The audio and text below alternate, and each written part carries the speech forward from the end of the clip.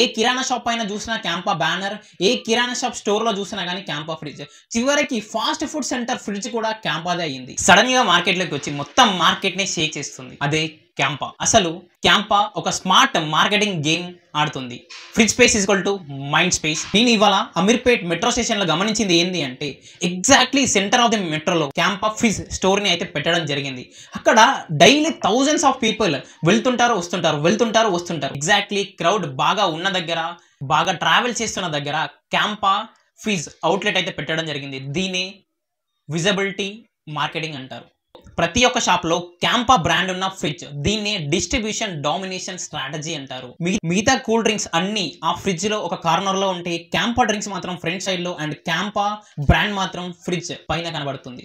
And వచ్చే ప్రతి ఒక్క కన్జ్యూమర్ కంట్లో అది పడుతుంది అండ్ వాళ్ళ మైండ్ లో స్పేస్ ని ఆక్యుపై చేస్తున్నారు.